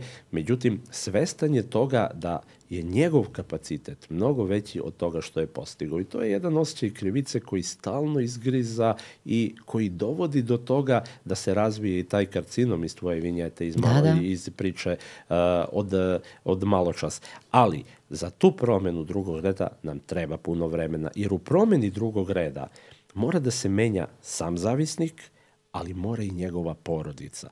Pritom, gledaj, ako su deca mala, mislim, deca se prilagođavaju roditeljima, onda dođu kod mene, kažu, moje dete ima, 5-6 godina, gricka nokte, da li treba lečenje? Kažem, ajde malo sačekamo da vidimo kako će mama i tata da funkcionišu i u 90% slučajeva se ispostavi da to noćno mokrenje i grickanje noktiju prestaje onog trenutka kad mama i tata počnu dobro da funkcionišu. Sada kad pominješ mamu i tatu, odnosno bračni par, opisao si kako izgleda njihov dolazak. Jeste. Ali vi u okviru, da kažem, svog programa lečenja, kažem, ne lečite samo zavisnika, lečite i drugi članove i to ozbiljno lečite. Tako je. I pri tome u okviru tog lečenja postoji nešto što se zove edukacija, pa onda polažu ispite. Vrlo interesantan proces, da? Jeste, proces i ja sam uvek zahvalan našoj državi. To je, ko što znaš, jako skupa terapija. Enormno skupa terapija. Znači, na mesečnom nivou da neko plaća, verovatno bi koštala preko 10.000 evra, možda i više, verovatno, 10 do 20.000 evra. Znači, to je nešto šta ljudi mogu da dobiju u Institutu za mentalno zdravlje na uput. Znači, za džabe. I jako sam zahvalan i našem ministarstvu i ljudima iz vlade koji to prepoznaju i finansiraju takav vid lečenja, jer je uspeh izuzetno veliki. Sada, kada govorimo o samom procesu, tačno je, u prvoj fazi je edukativna, u prvoj fazi terapijskog procesa je edukativna faza i ona podrazumeva, pa nešto, mislim, mi smo svi, vodili smo se logikom, misleća, racionalna bića, jako teško može neko da menja nešto ako nije do kraja upućen šta to znači, koji su pozitivni, koji negativni aspekti.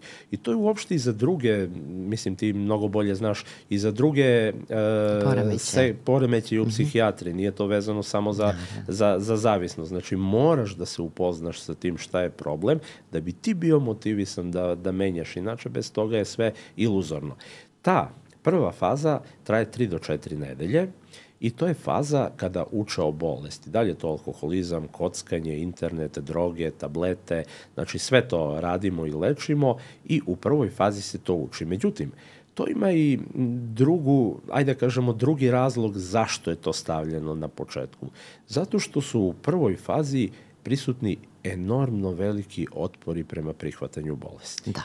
I dalje. Znači, pacijent dođe i dalje ima otpor. Znači, nije samo u kući otpor. Tako je. On i dalje ima otpor i dalje ima ideju da je na pogrešnom mestu, da on nije bolestan, da su njemu pod navodnicima smestili celu priču i da čak i do te, ili uradit ću ja to zbog porodice. To, i onda ću da, samo eto, da. Tako da mi onda dajemo 3-4 nedelje s jedne strane praznog hoda, s druge strane ajde naučiš ti nešto o bolesti i onda u tom periodu u stvari polako, jer ljudi mnogo lakše uče i hoće da raspravljaju o nečemu ako je indiferentno, nije vezano za njih, već za neku opštu priču, ali onda mi već posle 2 nedelje počinjemo da to povezujemo, jel tako, sa njima, da oni prepoznaju na primjerima, tako da posle 3 do 4 nedelje mi imamo s jedne strane dobro edukovane pacijente, s druge strane ljude koji znaju sve pod navodnicima prednosti zašto su uzimali ranije supstancu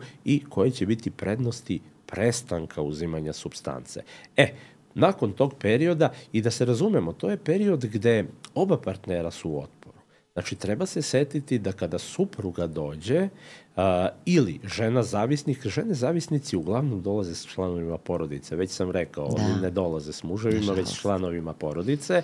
Znači, kada sistem podrške, mi to zovemo sistem podrške, negde nauči o bolesti nešto, ali i prevaziđe početne otpore.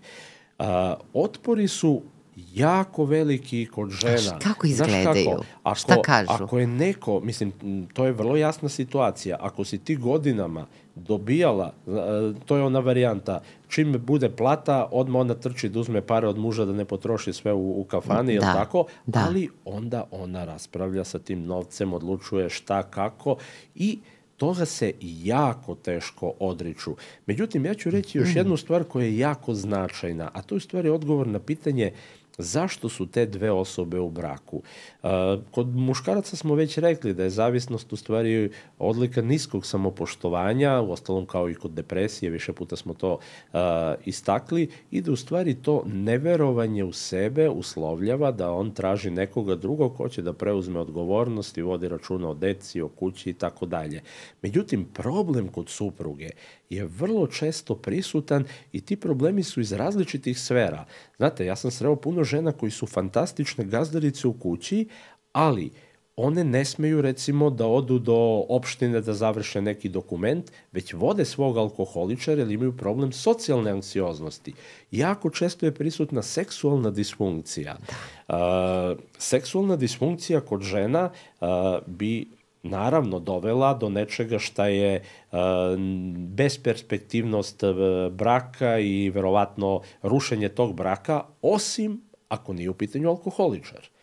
Jer ako je u pitanju alkoholičar, onda on pije, a ona kaže, ok, sad nema seksa, jel ti piješ? Znači, nekonzumentni brak, potpuno. Tako je, nekonzumentni brak, tako da imamo ljude koji žive zajedno, nemaju seksualni odnos godinama i oboje su srećni. Ova pije, ova imaju alibi. Znači, to je ono čuveno naše pitanje, kada ne bi bio alkohol problem, šta bi bio problem?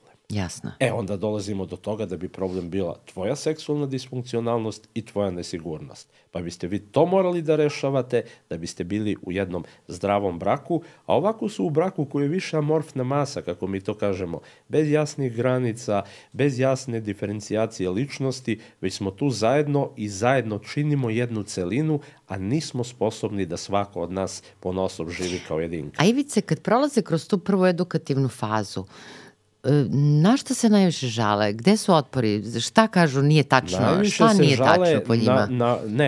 To je fascinantno. Znaš šta se žale? Žale se skoro po definicije, jer znate vi da ja nisam učila 20 godina. Aha, znači to. Onda kažem, dobro, ali ta knjiga koju vi čitate je pisana za, recimo, nivo 3. 4. razreda osnovne škole, pa ste završili to, je li tako? Tako da je u stvari problem teško pamtim, ne mogu da pamtim. To su otpori. To su jako prisutni otpori, jer, ko što rekoh, mi prve 2 nedelje gledamo da ih ne pritiskamo iz prostog razloga, otići će onda. Jasno. Tako da je to period kada moramo da pridobijemo, radimo na terapijskom odnosu, dajemo mogućnost da malo pročitaju, da nauče o problemu. Znaš kako, mislim, to je vrlo logički pisana i knjiga i sve naše knjige, literatura, tako da ne mogu oni da negiraju nešto što je činjenično stanje i to su ljudi koji većinom uspeju na vreme da završe tu priču i da se malo pomaknemo po pitanju otpora.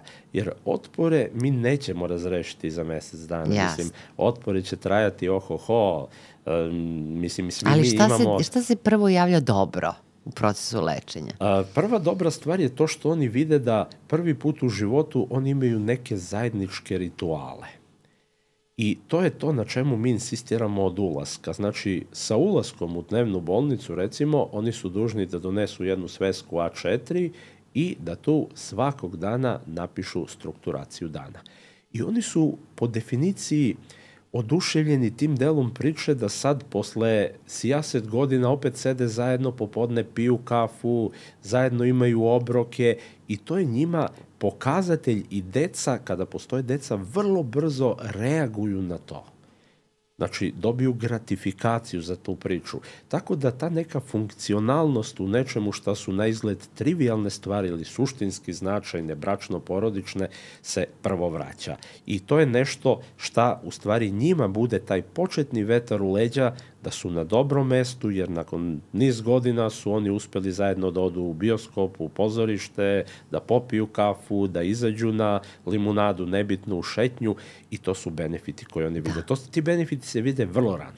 Da prosto pojasnimo, dakle, dnevna bolnica u okviru vaše klinike, dakle, bračni par, dolazi... Ili cela porodica. Ili cela porodica, dolaze negde prepodne. Dolaze od 9 do 1. Od 9 do 1 svakog radnog dana. Naravno, to je priča za sebe, jer prva stvar u ambulanti kod mene je, jel vi znate da ja radim? Pa znamo, ali negde to je sad priča o prioritetima. Tako je. Znači, ako je prioritet porodica i zdravlje, onda ćete odvojiti 2 do 3 meseca za vaše lečenje, jer oni naravno moraju u tom periodu da budu na bolovanju. I dobro je da naš sistem prepoznaje to i daje mogućnost bolovanja, jer ponavljam, tu supruga nije pratilac, zdravi pratilac, kako se to kaže. Ona je kopacijent, kako mi to kažemo, i ona ima svoju dijagnozu. To su narušeni porodično-bračni odnosi. Depresija po definiciji je prisutna, koja probije posle par nedelja do klinički manifestnog oblika, jer, mislim, ona je maskirana kroz različite dobiti i žena živi u nekom svom iluzornom svetu da je to jako lepo što ona kontroliše decu, što kontroliše novac, zato kažemo dobiti. Dobiti su u stvari najgora stvar iz prostog razloga jer one učvršćuju jedan disfunkcionalni... Da, mislim da prosto pojasnimo da ta vrsta dobiti je ista kao što osoba koja je zavisna od alkohola misli da ima dobit od alkohola. Dakle, to nije dobit u pravom smislu te reči. Tako je. To je u stvari dobit koja ide iz nečega što mi zovemo ponašanje izbegavanja. Znači, malo se maskira problem i u stvari nisi u situaciji da se suočiš sa ličnim problemom, zato ga i zovemo ponašanje izbegavanja. Pritom, moramo da imamo u vidu nakon tog prvog perioda koji traje 3 do 4 nedelje, edukativne faze, mi polako ulazimo onda u fazu uvida. Faza uvida traje mesec i po do 2 i to je u stvari faza gde se bave hronologijom razvoja bolesti, ali i onda imamo onu prvu toksikomansku fazu i praktično kroz učenje o tim fazama oni u stvari uče o bolesti, ali i analiziraju svoje mehanizme odbrane, analiziraju način kako su oni uspevali da se nose sa tim i kako su maskirali realnost. Znači, u razgovoru s tobom i sa drugim kolegama, ali takođe i promišljajući o sebi i onda imaju neku vrstu predstavljanja. Imaju predstavljanja s tim što oni imaju... Velika, mala, šta su mala, šta su velika, da. Sad ću ti reći, to je ceo tim stručnjaka, znači tu su osim nas psihijatara, psiholozi, socijalni radnici, medicinske sestre, specijalni pedagozi, znači ceo jedan kompleksan tim koji pokriva sve aspekte funkcionisanja porodice. S druge strane, oni osim boravka u dnevnoj bolnici dobiju nešto što ja kažem domaće zadatke. Šta je to? Tako je. Kad dođu kući nema praznog hoda. Znači imaju vremena za njihove rituale, ali mora još 2-3 sata da se radi. Prvo, komunikacija je jako kompromitovana. Porodične uloge su jako kompromitovane. Treba se setiti da je ta supruga... Ko u porodici, jel? Tako je, pa tu je matrijarhat, supruga i mama i tata. Sve živo preuzela i onda ona jako teško se sada odriče nekih svojih uloga, a mi jako podržavamo alkoholičara sada da povrati neke svoje uloge da bi porodica bila funkcionalnija. Komplikuje celu priču i to što su deca imala svoje dobiti. Jer kada mama i tata ne funkcionišu, onda ja odem pitam mamu, mama ne da, odem pitam tatu, tata da i onda ima prolaza. Ovako su oni funkcionalni i onda praktično je nemoguća varijanta da oni vozaju ili mamu ili tatu. Tako da svi su imali neke svoje dobiti i mi sada polako radimo na stvaranju funkcionalne porodice kroz proces učenja, sticanja uvida. Jako je bitan proces sticanja uvida. Jer A šta je to što oni uviđaju? Oni u stvari, imamo nekoliko stvari koje bi oni trebali da uvide. Morali bi prvo da uvide, da nama argumentuju. Meni obično kada dođe pacijent, on kaže, u redu, ja sam sad shvatio da sam ja u toksikomanskoj fazi 15 godina. Moje kontrapitanje, ajde da čujemo na osnovu čega vi to tvrdite. Tako da vidimo, tako da on mora da ima argumentaciju. Šta ti on navede? Tako je, pa onda oni krenu od stila pijenja, znači koji je stil pijenja, ponašanje, zapostavljanje uloga. Znači to je čitava jedna hronologija kako polako tonu, kako se polako odriču jedne po jedne uloge, kako polako zapostavljaju neke aspekte svog života i jedna uvek jako impresivna lična životna priča. Nemaš nigde dve iste životne priče, mislim Mislim, to je zbog toga jako interesantno i profesionalno veliki izazov, a za njih je značajno jer rade svoju ličnu priču. Tako da negde u toj fazi uvida oni upoznaju i onda oni odlično barataju i našom terminologijom. Onda oni prepoznaju mehanizme odbrane koji koriste u svakodnevnom životu, Sjajno. kad koriste racionalizaciju, kad projekciju, kad je projektivna identifikacija, koje su to karakterne crte, to je jedan od njihovih zadataka, pa oni donesu neke negativne, ali damo pandan i pozitivne karakterne crte, pa onda damo mogućnost kako da razrešimo mi ti negativne crte, kako da ih prepoznamo. Mislim, ne možemo ukazom da kažemo od sutra nećeš biti tvrdoglav, malodušan i takav. Znači, moramo da vidimo kako se to manifestuje. Uglavnom se menja kroz ponašanje, da vidimo kako se manifestuje tvoja tvrdoglavost, pa on onda navede to i to, pa da vidimo kad ti detektuješ da to radiš, šta ćeš uraditi. Znači, cela jedna kompleksna priča koja se radi, rekoh, jedno 3 meseca i tu je uvek jako lepo gledati kako oni postaju sve funkcionalniji, kako idu ka nečemu što mi zovemo predsedničko mesto. I onda im u jednom trenutku, u zadnje par nedelja, damo da budu predsednici terapijske zajednice, da preuzimaju neku odgovornost, da oni povedu računa o mlađim pacijentima. A lepo ste to nazvali, predsedničko mesto. Yes. Mislim, zato što u okviru terapijske zajednice, kao da kažem, jednog onako od elemenata tradicije, te socijalne psihijatrije koje mi u institutu i tekako držimo i održavamo, jel?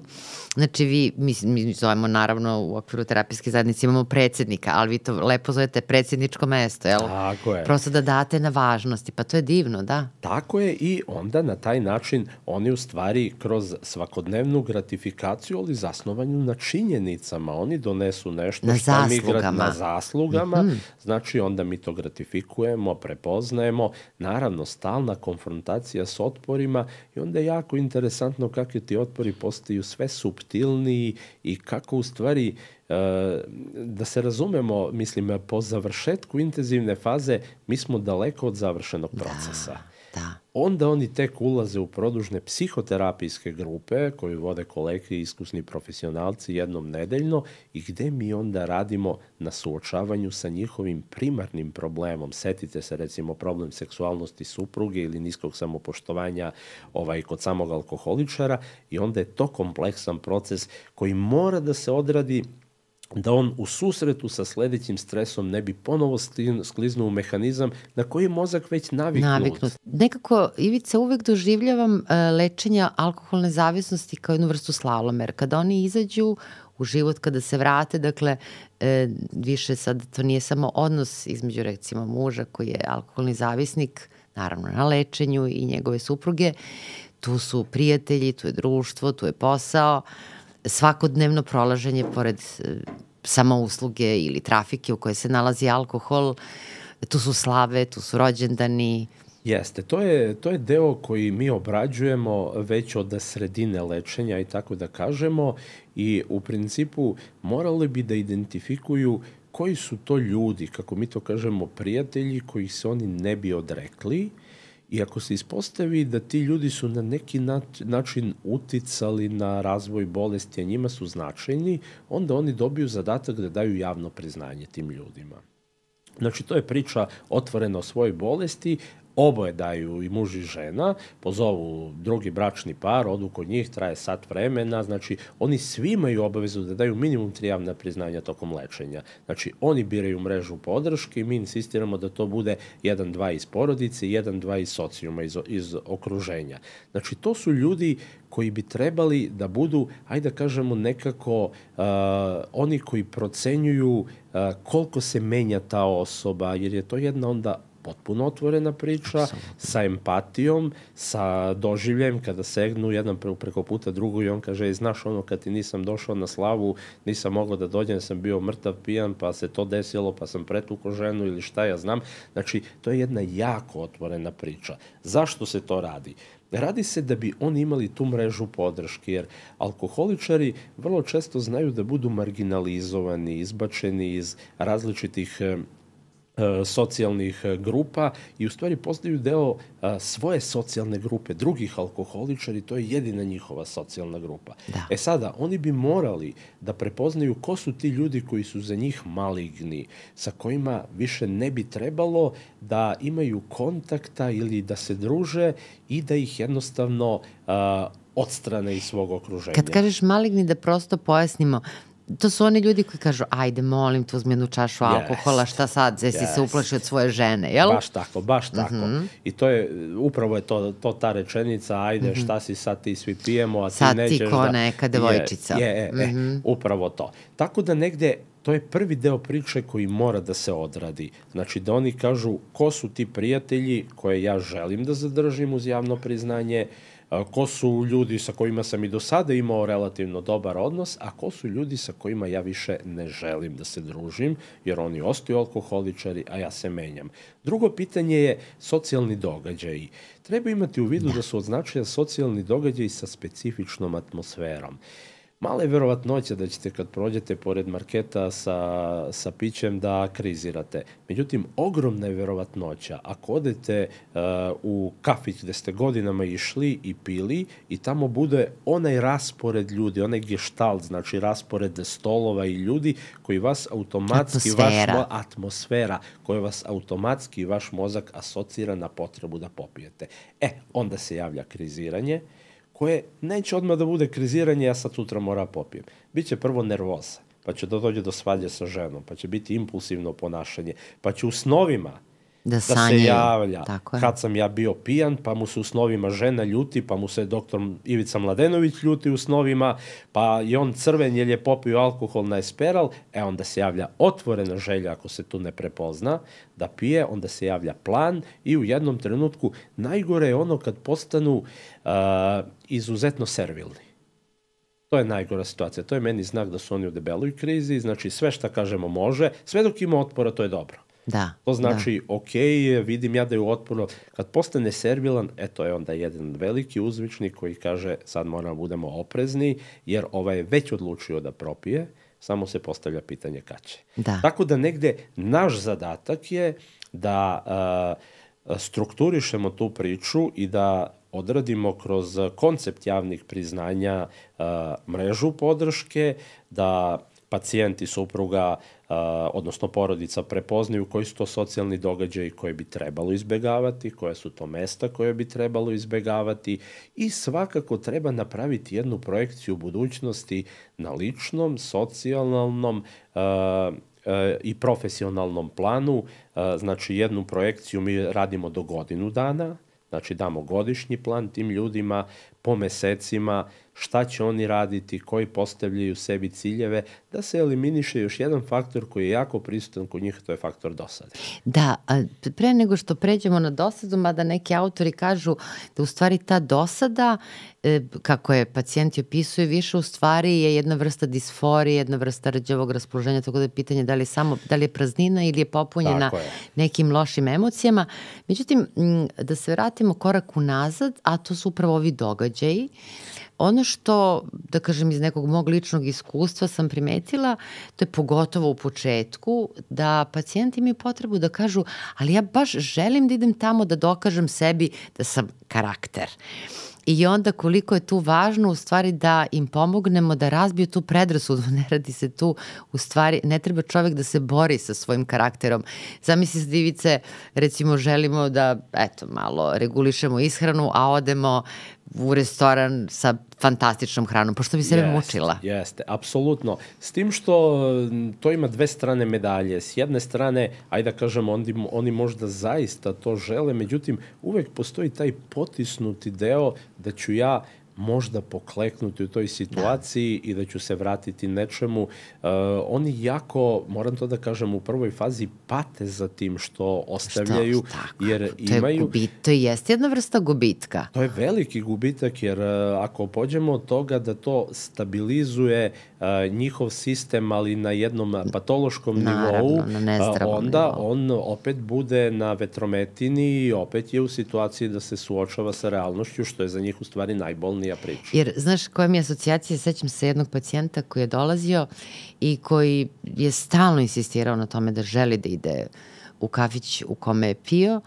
I ja ga pitam jednom prilikom, da bih mu prvo objasnila zbog čega to ne treba da radi, kažem, dobro, vi sad pijete tu vašu kafu i kiselu vodu, a da li preko puta vas ko je sedeo? I sad on meni kaže, ne znam, sedeli su neki ljudi. I ja kažem, i šta su pili? Do detalja mi je pisao šta su pili. Ja kažem, ba šta su jeli? Kaže, ne znam. Ja kažem, ali vi primećujete koliko je vaša pažnja usresređena na alkoholno piće za drugim stolom. Znači, on je meni do detalja opisao, veruj mi, repertoara toga šta su drugi pili, ali uopšte nije imao svest o tome šta su jeli. I to je to fokusiranje pažnje o kojoj oni uopšte nemaju svest do koje mere su usmerena. Apsolutno, zato mi u prvoj fazi idemo sa nečim šta su pravila, da ne kažem zabrane, nemamo pravila. Ja bih volela da pravila ponašanja apstinencije ostavimo za Patreon, ako se slažeš. Ajde. Ok, naravno. A nekako ono što bih te pitala, evo polako da privodimo ovu epizodu kraju, ta neka završna faza koja u stvari podrazumeva taj klub, da pojasnimo slušalcima da klub lečenih alkoholnih zavisnika podrazumeva da tu postoje ljudi koji su koliko godina? Decenija? Jeste, i to mi zovemo sad porodični klub. On je nastao kao klub lečenih alkoholičara, međutim, boga mi, unazad 10 godina tu su ljudi koji imaju problem sa čitavim spektrom zavisnosti. Znači, to sad zovemo porodični klub Palmotićeva, zato što dolaze porodice, tu imamo puno alkoholičara, puno kockara, zavisnika, od sedativa, od videoigrica, znači, jedan jako širok spektar, ali je poenta na porodici. Pa to je naš, evo ja neću reći kako se zove, ali naš počasni predsjednik kluba, koga sam ja lečio kao mlad lekar, znači tu je sad 21. druga godina. Da abstinira. Jeste. Pa fenomenalno. On je pravnik, živi sam i negde on je sam rekao, moja konstelacija je takva da bi bilo opasno da ja ne budem u klubu, našao je sebe, jako je koristan. Znači, mi insistiramo do 2 godine, a nakon toga većina njih nađe sebe u tome i praktično vrlo često su tu 5-6, kao i ovaj gospodin koji je 20 kusur godina. Baviš se divnim poslom, zato što zaista u pitanju je, da kažem, posao koji prvo je plemenit, a sa druge strane je velika gratifikacija kada vidiš preko puta sebe osobu, ne samo da je trezna, nego je nekako, da kažem, samosvesna i samorealizovana. Jeste, ja sam, eto, da budem otvoren, jako zadovoljan. Negde moram da priznam da ulazeći u psihijatriju nisam imao projekciju da ću se baviti zavisnostima i negde uvaženi profesor Sedmak je tome jako doprineo, jel tako, kada me sa dolaskom u institut odveo na odeljenje za bolesti i zavisnosti, ali sam sad zahvalan na tome, zaista je to jedna i satisfakcija kada se vide ti ljudi i pogotovo, znate, kad pomažete porodici, to je pogotovo velika satisfakcija. Ja radim po definiciji sa porodicama, volim svoj posao i trudim se maksimalno da pomognem tim ljudima. Hvala ti, vidimo se još koji put. Hvala na pozivu.